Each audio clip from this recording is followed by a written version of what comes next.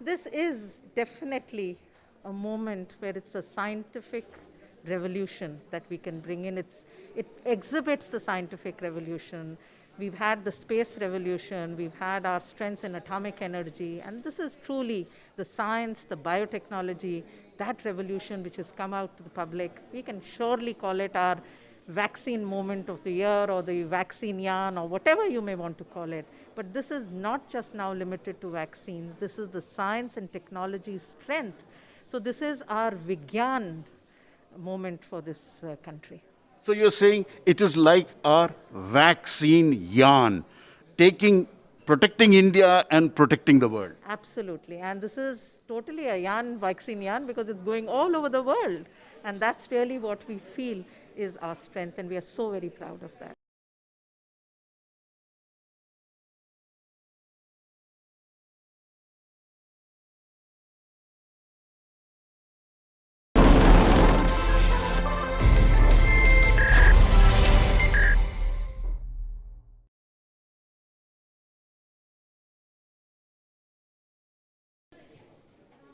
India has been vaccinating its population for the COVID 19 vaccine. India has delivered big time on vaccines.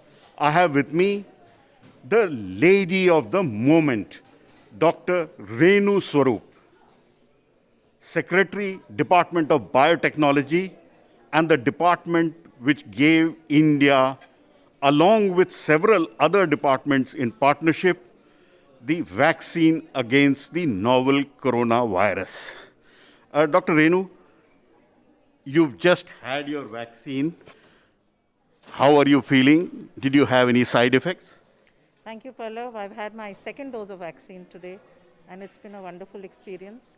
Not just the first dose, where I had no side effects at all, and I'm confident that even today, after the second dose, it makes me feel absolutely safe now. This is a wonderful moment for me. Did you ever expect that in less than a year, India would have its own made in India vaccine? This is a remarkable thing which our scientists and researchers have done. Yes, you're absolutely right. A vaccine in less than 1 year is something which was unimaginable before the pandemic hit us. But the way our scientists, researchers have delivered, it's just a very, very big congratulations to the entire team. This is truly our India moment. A confidence that we have of not just being vaccine manufacturers, but being vaccine developers as well. So we are very proud of our scientists. India is not only giving vaccines to its own people, we've given over 7 crore doses. Uh, we are also helping the needy countries.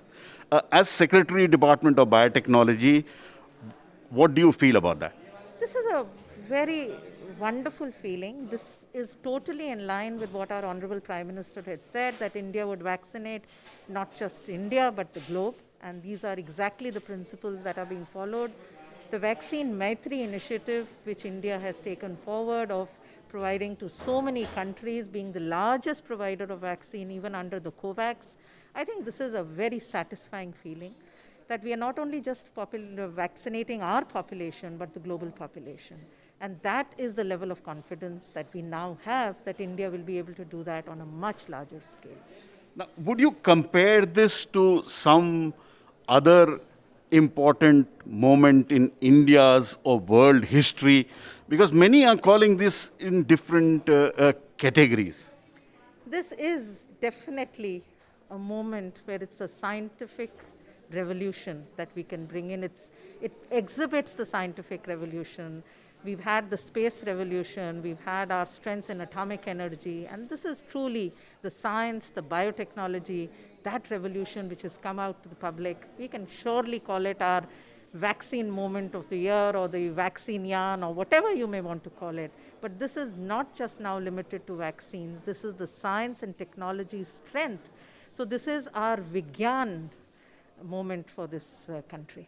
So you're saying it is like our vaccine yarn, protecting India and protecting the world. Absolutely. And this is totally a yarn, vaccine yarn, because it's going all over the world. And that's really what we feel is our strength, and we are so very proud of that. All through this year, did you get infected by COVID or Corona? How did you protect yourself? So I was fortunate not to have the COVID infection, but yes, I think what you've said, how did you protect yourself so far? It's been following the entire COVID appropriate behavior which has been listed out. I have continuously maintained masks, and you've seen that always. Yes, always. Always social distancing, your sanitizing, and I think that is what is most important even after we take a vaccine. So it's not that today I've taken my second dose of vaccine, I'm going to give up all this. I think this is something which has to continue, and we will all make sure that we continue with this. How did you manage to convince not only scientists to work hard in the lockdown, but the regulators? Because normally it's the regulators who are the stumbling block, and they say it's the Secretary of Department of Biotechnology, it is the head of the CDSO who put more hurdles than anybody else. No. So I think you have to remember one thing. There are no hurdles which are put into any system. We are only trying to make the system robust to ensure that anything that comes out to our public goes through a very rigorous safety and all other protocols, because it's humans that we are targeting. And we did follow that. Despite the accelerated move that we have taken, there has not been a single protocol which has been bypassed. How we did it? We actually went through a very, very collective ownership of this entire activity. We knew that we have a target to meet. We knew there were timelines to be met. If I could say anything more than 24/7, well, that's what they worked upon. And that's a collective responsibility and collective ownership. Now, do we have more novel coronavirus vaccines in our arsenal which are likely to come? Yes, definitely. And when I have been speaking to you earlier, I've given you about the portfolio of vaccines. So we have now a couple of others which are going to hopefully roll out soon. They will have to go through the rigor of the safety. We have the DNA vaccine of Zydus Cadila. We have the biological E vaccine. These are all in now late stages of clinical trials. We have our own mRNA vaccine, which is again into clinical trials. We also have now the nasal vaccine, which is being produced by Bharat Biotech, which developed the Covaxin. And that's going to be interesting because it's going to be a single dose nasal vaccine, which will definitely be able to be scaled up.